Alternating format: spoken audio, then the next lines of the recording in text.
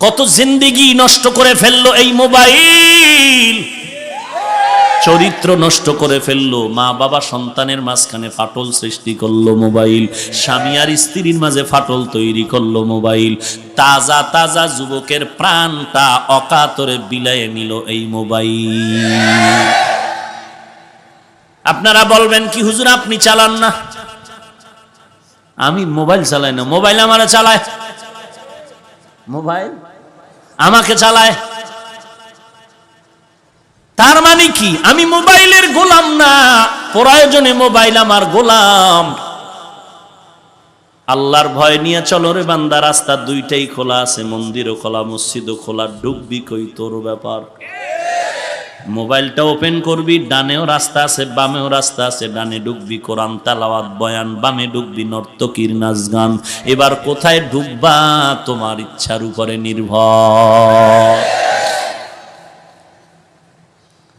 Mobile যারা all time চালাও, doctor দেখাও। এই ফরাজি হাসপাতালের ভাই আছে, ফ্রি চিকিৎসা। তোমার যৌবন ড্যামেজ হয়ে গেছে, কিডনির উপরে গজব, এইসব মোবাইলের কারণে চোখের পাওয়ার শেষ, যৌবন শেষ। বিয়া টিয়া যা কপালে আসিল এত আগেই শেষ করতেছো। বউ পাবি কিনা আল্লাহ ভালো জানে, নয় পাইতে যাই মরো আল্লাহই ভালো জানে। নিয়ত তো ভালো না।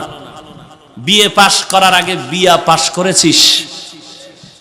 হ্যাঁ হ্যাঁ রে যুবক, আল্লাহ হেদায়েত দান করুন। কই গেল আরামের ঘুম, কই গেল খানা? মায় বাধা দিলে মায়েরে গালি। তোমার ঘুম তুমি ঘুমাও, আমাকে ডিস্টার্ব করো না। আল্লাহ হেদায়েত দান করুন। আর ছাত্র যারা মোবাইল চালায়, এরা ছাত্র নামের কলঙ্ক, এদের জিন্দেগি পুরাটাই শেষ।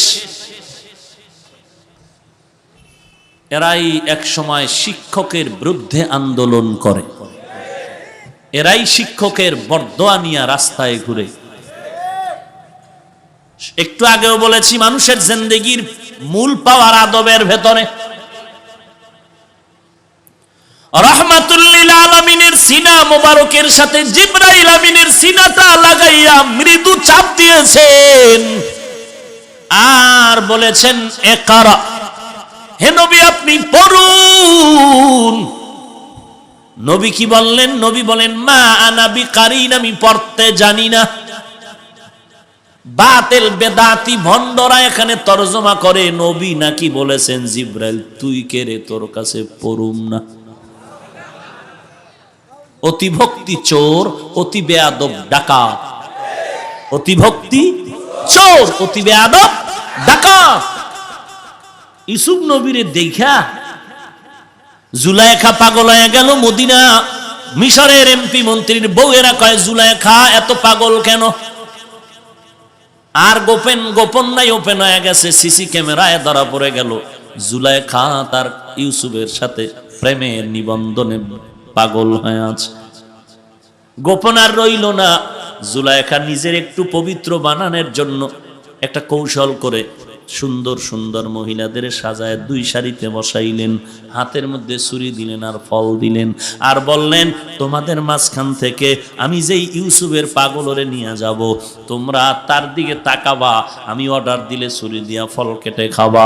ইউসুফ নবীরে সাজাইয়া জুলাইখা যখন ওই মহিলাদের মাঝখান দিয়া নিয়ে যায়, মহিলারা এমন তাকাইলো, নজর আর ফিরাইতে পারলো না। জুলাইখা কয় ফল কেটে খাও। ফল কাটার পরিবর্তে দেখে তাদের হাতের কবজা কেটে গেল। এইবার কয় দেখ আমি কার পাগল, যেমন তেমন ব্যক্তির পাগল না, যার দিকে তাকাইলে নজর ফিরানো যায় না, যে ইউসুফের দিকে তাকাইলে 3 দিনের ক্ষুধা থাকে না। শনিদা কায় বুয়াদ মানন্দ দিদা তোরা দিদা ও ইউসুফ রাশনিদা। মহিলারা ইউসুফ নবীকে দেখে যে শব্দটা বলেছিলেন যে মা হাজা বাশারা, এই এটা তো মানুষ না রে, এটা তো মালাকুন কারীম, এটা সম্মানিত একটা ফেরেশতা। ইউসুফ নবীরে কি কইছে? মানুষ না। বলেন ফেরেশতার দাম বেশি না মানুষের? সবাই বলেন। এখন যে দাম দেওয়ার জন্য ফেরেশতা বলল, দাম বাড়লো না কমলো? কথা বলেন না কেন? কেন কমাইলো? কমানোর তো নিয়ত নাই।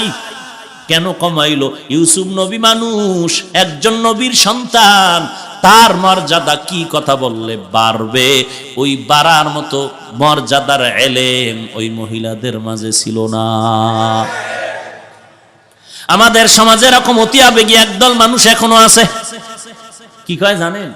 টেলিভিশনের বক্তা যদি একই সময় ঘরে ঘরে হাজির হয়, আমার নবী মদিনা থেকে কেন মিলাদে আসতে পারে না? এটা কোরআন শরীফের কত নাম্বার আয়াতের তাফসীর? হ্যাঁ, আমার নবী কি টেলিভিশনের বক্তার মতো? সম্মান কমাইলো না বাড়াইলো? দুই ভিক্ষুক ধাক্কা খাইতে খাইতে যমুনা সেতুর কিনারায় হাজির। দেখাই কার সর্বনাশ, এত বিশাল সেতু বানাইছে কে রে?